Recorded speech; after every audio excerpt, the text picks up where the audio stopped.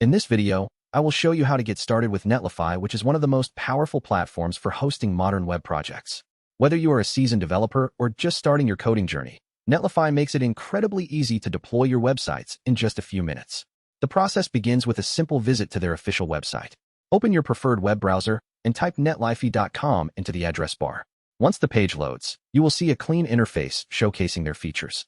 Look for the Sign Up button, which is typically located in the top right corner of the screen. When you click that button, you will be presented with several options to create your account. You can choose to sign up using your email address, or you can use a third-party provider like GitHub, GitLab, or Bitbucket. Personally, I recommend using your GitHub account if you have one because it makes connecting your code repositories much faster later on.